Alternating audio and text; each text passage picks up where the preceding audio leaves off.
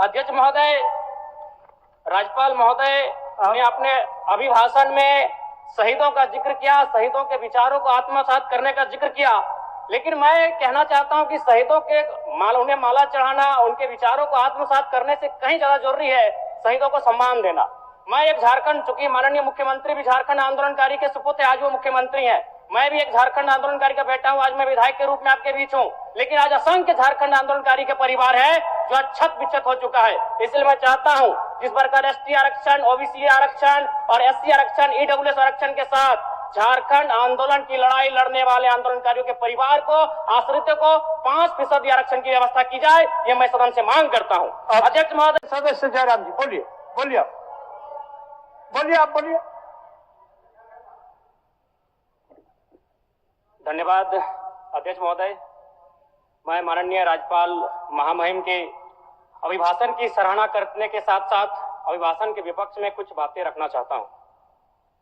माननीय राज्यपाल के अभिभाषण क्रम संख्या 6 में केंद्र सरकार से 1,36,000 करोड़ वापस लाने की बात कही है और सही भी है, और हर एक राज्य को उसका बाकी पैसा मिलना चाहिए, उनका हक मिलना चाहिए।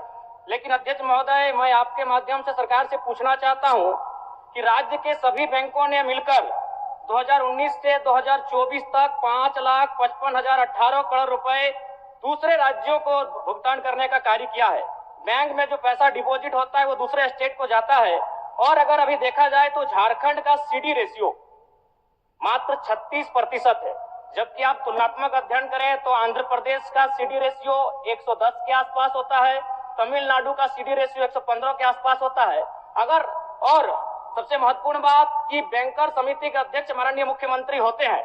अगर इस पैसे को हम लोग बचा के अपने राज्य में ले आते हैं तो लोन के माध्यम से यहाँ के युवा, यहाँ के महिलाओं को अगर निर्गत कराते हैं तो बहुत बड़ी समस्याओं का निदान होगा। इसलिए मैं चाहता हूं कि सत्ता का ध्यान इस ओर आकृष्ट हो।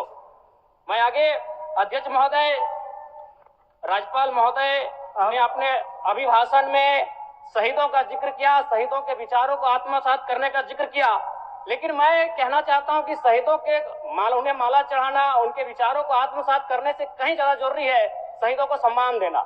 मैं एक झारखंड, चूंकि माननीय मुख्यमंत्री भी झारखंड आंदोलनकारी के सुपुत्र आज वो मुख्यमंत्री हैं, मैं भी एक झारखंड आंदोलनकारी का बेटा हूं, आज मैं विधायक के रूप में आपके बीच हूं, लेकिन आज असंख्य झारखंड आंदोलनकारी के परिवार है जो आज छत बिछत हो चुका है। इसलिए मैं चाहता हूं जिस प्रकार एसटी आरक्षण, ओबीसी आरक्षण और एससी आरक्षण, ईडब्ल्यूएस आरक्षण के साथ झारखंड आंदोलन की लड़ाई लड़ने वाले आंदोलनकारियों के परिवार को, आश्रितों को 5% आरक्षण की व्यवस्था की जाए, ये मैं सदन से मांग करता हूं। अध्यक्ष महोदय, थोड़ा सा और समय लूंगा। अब हो गया जयराम, जब सरकार का उत्तर होना है अब सरकार, फिर बाद में फिर सेकंड पारी में मौका मिलेगा। मान्यवर 30 सेकंड, मान्यवर 30 सेकंड। चलिए बोल लीजिए।